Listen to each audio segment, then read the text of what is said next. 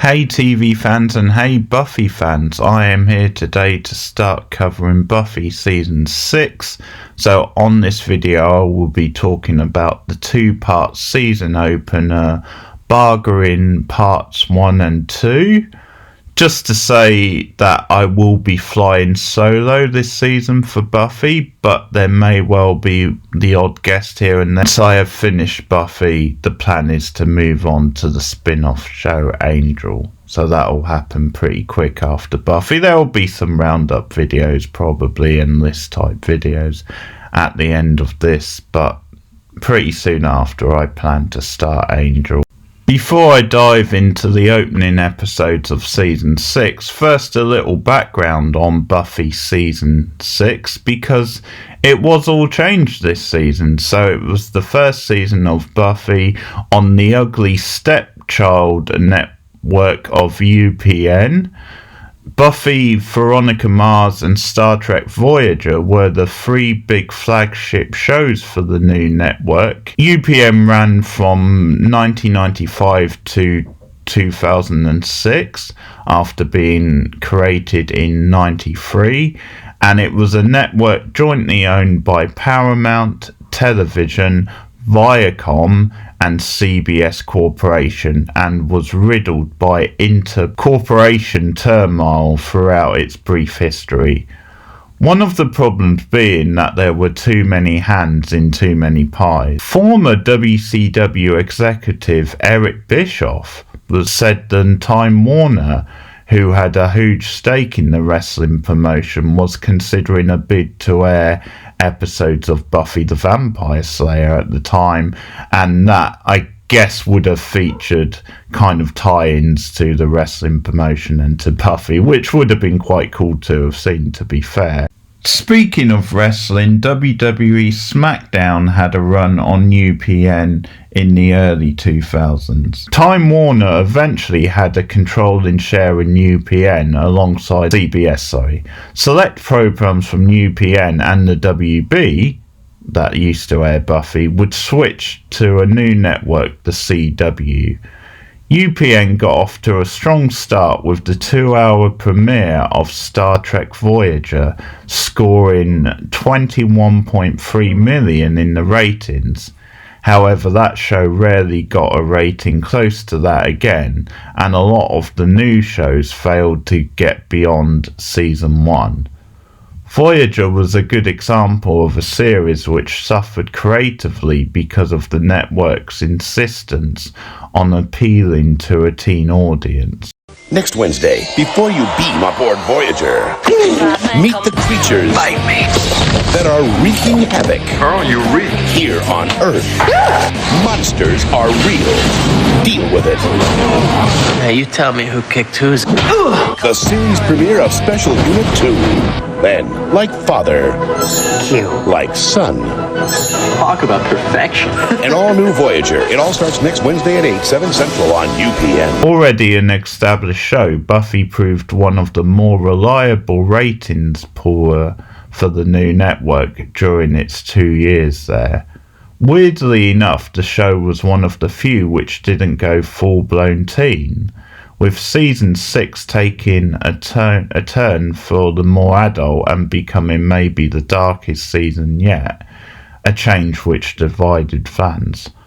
One line coming out of the season was that life was the big bad. Another change for the season was that Marty Noxon, who had been writing on Buffy since season 2, graduated to showrunner. This was partly because of Josh Whedon's balancing other projects, including taking over as showrunner of Angel from season 4 and his brand new sci-fi western Firefly starting soon also. Now this is all the money Niska gave us in advance. You bring it back to him, tell him the job didn't work out. We're not thieves. But we are thieves. The point is, we're not taking what's his. Keep the money. Use it to buy a funeral. It doesn't matter where you go or how far you fly. I will hunt you down, and the last thing you see will be my blade. Darn. Noxon was heavily criticised for some of the more controversial storylines of Buffy Season 6. No matter what you think of Noxon as Buffy showrunner, she has since had a very solid career in both film and TV, with standouts including Sharp Objects at HBO based on the Gillian Flynn novel, and criminally underrated reality TV satire Unreal.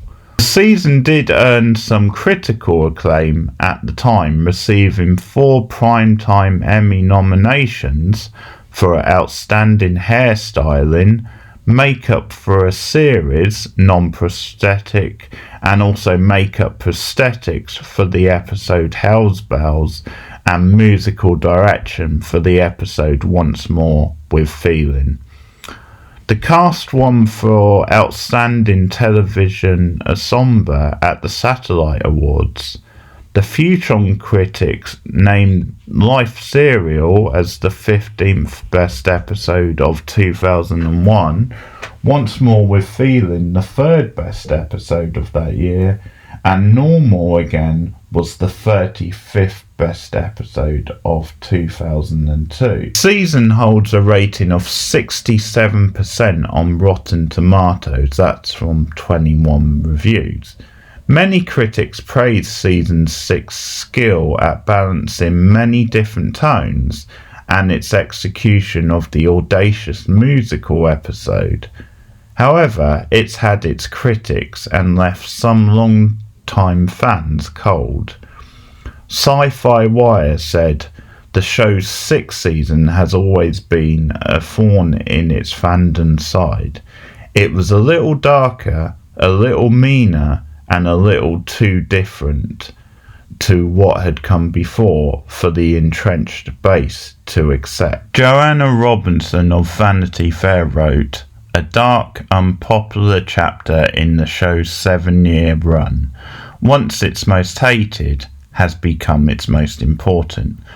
The critic praised the introduction of the evil trio, the much maligned big bad villains, as passage in the later trend of entitled misogynistic rhetoric that rose to the surface during the Gamergate culture wars of 2014 and has seemingly infiltrated everything since the 2016 presidential election. Robinson concluded, "It may lack some of the trademark zip of the show in its prime, and critics of the Dark Willow storyline are not wrong in their concerns, but with the luxury of historical context, Season 6 of Buffy carries more powerful resonance than any other moment in the show's history." Whedon is a strong defender of the season, saying Season 6 is the end of the magic and metaphor of childhood. Instead of drinking blood and doing spells as a sexual metaphor, we had sex. The writer thinks a lot of the best episodes come from the season. Now that's something I would agree with. He doesn't agree with the detractors, but he understands it, and more on the controversial storylines and episodes as we work through this season. Also upgraded on the staff this season were David Fury, who became co-executive producer, Jane Edmondson, supervisor producer, Stephen S. DeKnight to the story editor, he also wrote 3 episodes, Rebecca Rand Kushner, who got promoted to story editor. She wrote 2 episodes and featured quite heavily in the final season too. Kushner, an underrated writer, also wrote for shows including Freaks and Geeks and Gilmore Girls. Drew Z. Greenberg also wrote 3 episodes. Greenberg's other TV credits include Dexter, Warehouse 13 and Agents of S.H.I.E.L.D. He also wrote for comics including the Buffy comics and Green Arrow. Following the events at the end of Season 5, there was a rumour that Elijah Diskew was going to return to Buffy as Faith, and become at least a temporary Slayer with Buffy out of commission. It's worth mentioning that in the storyline she was in jail because of events over on Angel, a rumour because of the talk of Faith eventually getting her own spin-off show.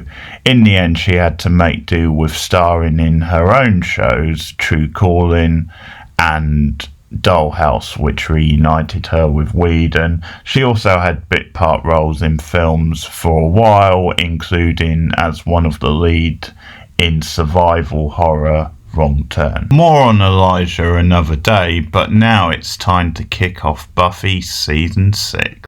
They lost their friend.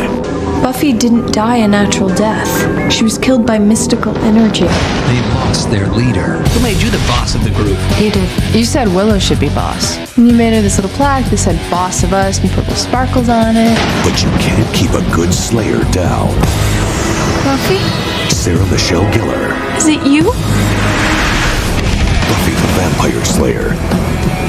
Bargain Parts 1 and 2 both aired back to back on October the 2nd, 2001. Both episodes directed by David Grossman. Marty Noxon wrote Part 1, David Fiore Part 2. Both scored a very solid 7.65 Nelson ratings. Part 1 is rated 8.1 on IMDb, Part 2 gets an 8.2.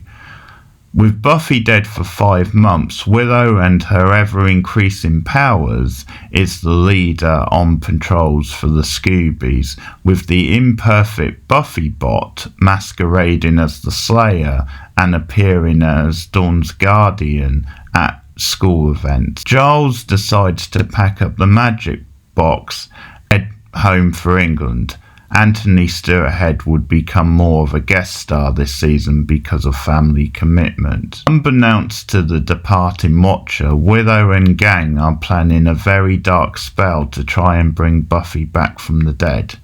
Things get even more tense when a gang of biker vampires ride into Sunnydale with plans to wreck and take over the town. Me and Rachel said back in season 3 that Anne was a really underrated season opener.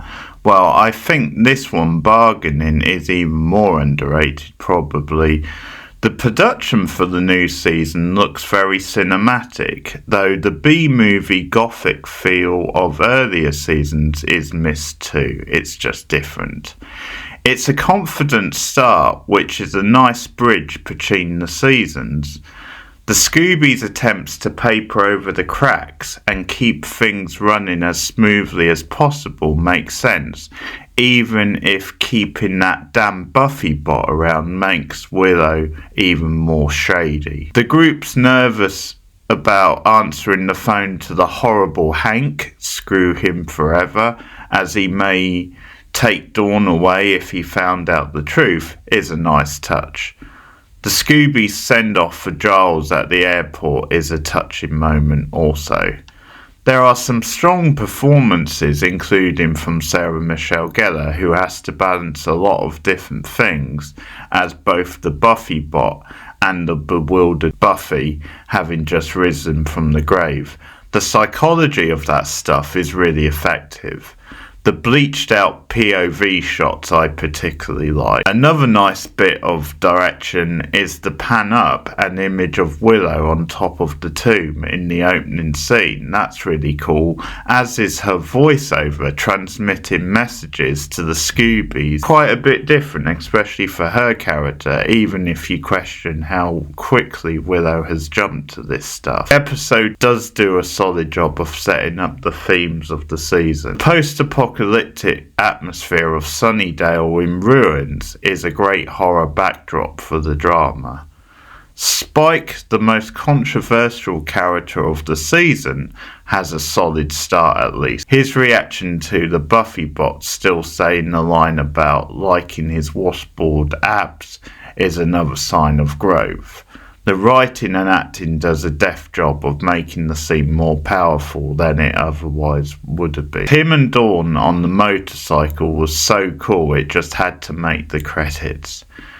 They have nice chemistry in the episode. Anna steals some of the episode's best lines, including the one about Buffy Bot being a descendant of a toaster oven, challenging Giles' belief in mysticism. And the mysticisms versus natural thing is a little bit of an underlining theme in the later seasons of the show. Anthony Stewart's head's angst and torment over his role in Buffy's death is a very powerful and nicely intimate scene. Emma Crawford as Anna has a brilliant manic energy in the scene where she gets frustrated at Giles taking his time leaving the shop to her and Xander hesitating to announce their engagement. Now, it works well in this episode, but I do think her keeping on about that stuff does grate a little bit in coming episodes. Gag of the episode is on buying the urn for Willow's spell off eBay, that's very 2001, and trading it for a Backstreet Boys lunchbox, also very 2001. The Anna Terra combination is a nice surprise. They team up when the group gets separated after the biker gang hit town. It's a fresh pair and we don't get enough.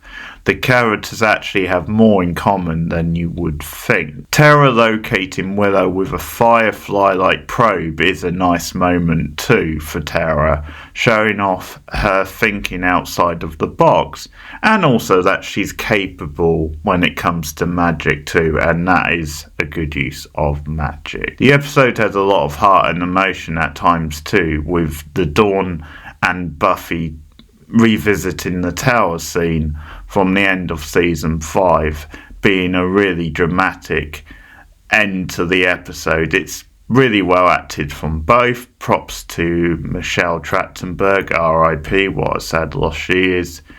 It's a beautiful and devastating scene, and it's much more than just a cheap callback. You told me I had to be strong, and I've tried. But it's been so hard without you. I promise I'll do better. I will. If you're with me, stay with me. Please. I need you to live.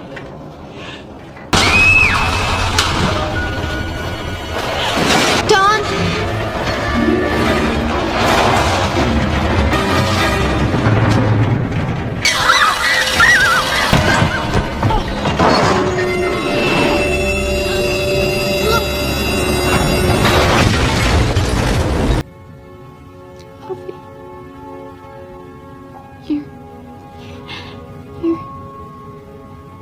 You're really here.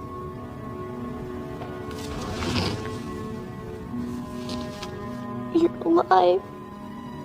And you're home. The idea of the biker vamps is a good one, at least on paper, but in execution I'm not sure they don't come off as a little bit too cheesy and silly at times. They were probably inspired by the cult favourite film From Dusk to Dawn. At times they come across as too comedic, where the leader is monologuing and mocking like Terra and Willow's power, or lack of power as he claims. Some of those lines come off as a little bit too cartoony, and that maybe they are just a plot device at the end of the day. It's a good job at least that the stakes feel quite high heading into episode 2, and that the gang's actions feel like a statement for a more nihilistic type world. The standoff between them and Buffy late on in the episode is a satisfying action scene. Not looking too good though, is she? I don't see you winning too many beauty contests. Unless the Miss My Face Fell Off pageant gets going. Big axe you got there. The better to cut you down to size, Grandma. So you got a witch in the mix. More than one. I happen to be a very powerful man witch myself. We don't want trouble. You don't want trouble. Of course we want trouble. We're demons. We're not gonna fight you. We're just gonna hold you down and enjoy ourselves for a few hours. You might even live through it.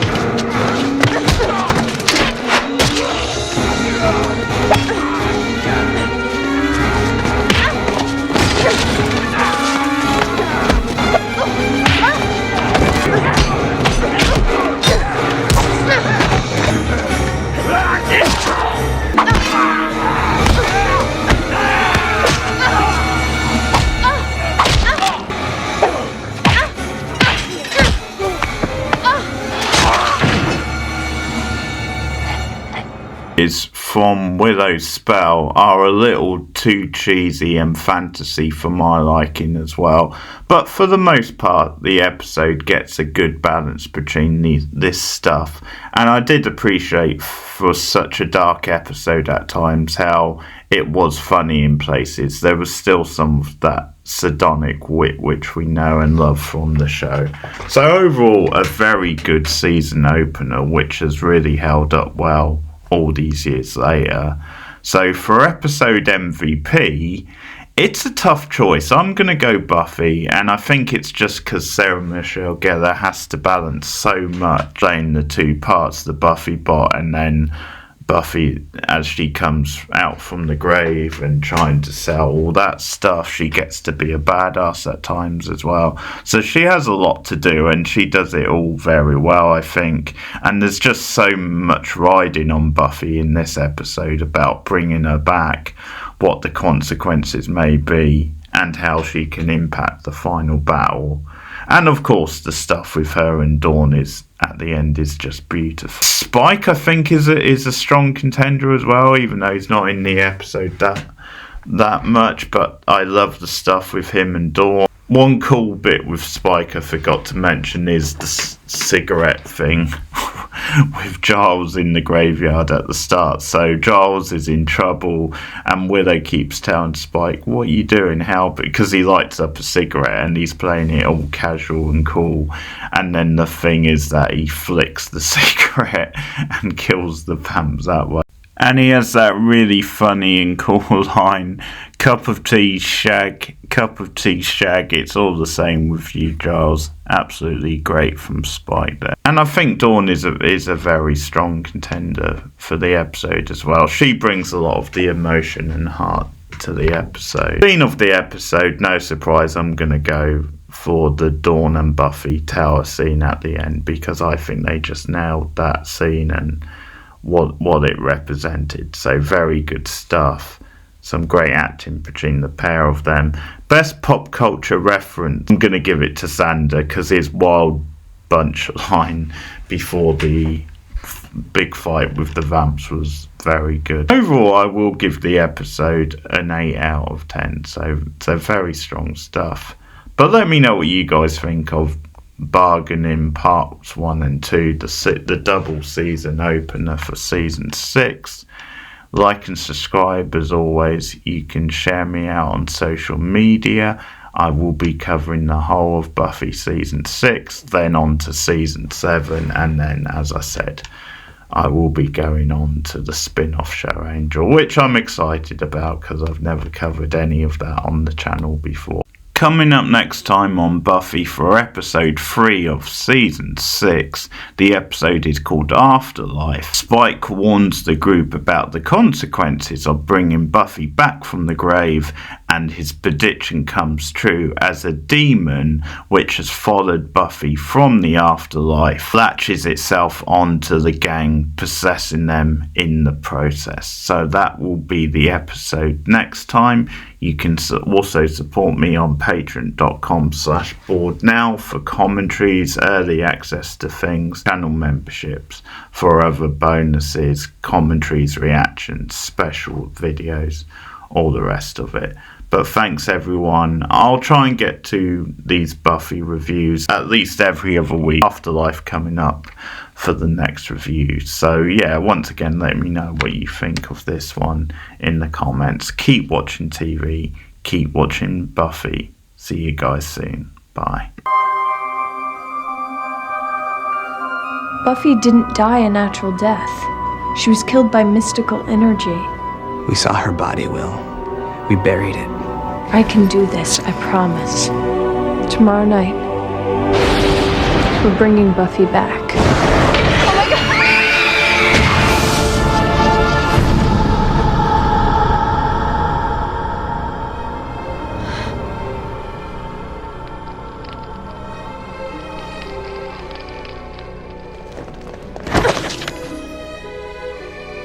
Buffy, you're back home. We're all okay now. Willow knew there was a chance that she'd come back wrong, and I wouldn't let her. She shut me out. Willow wouldn't do that. Is that right?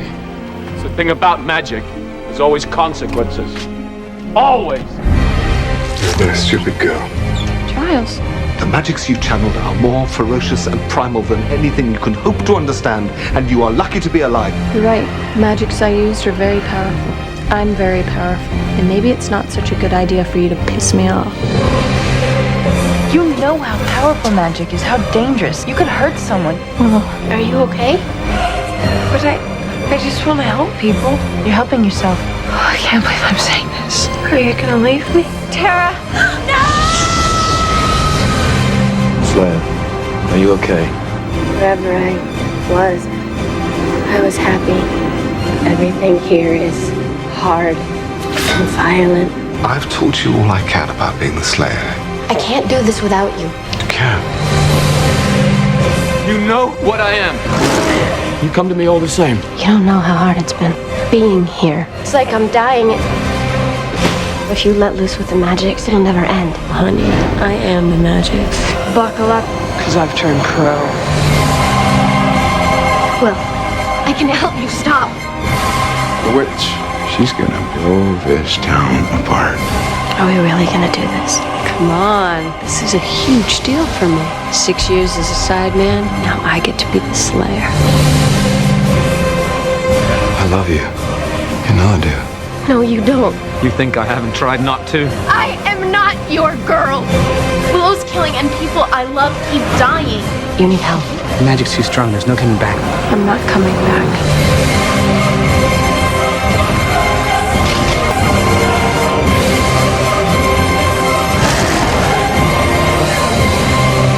I love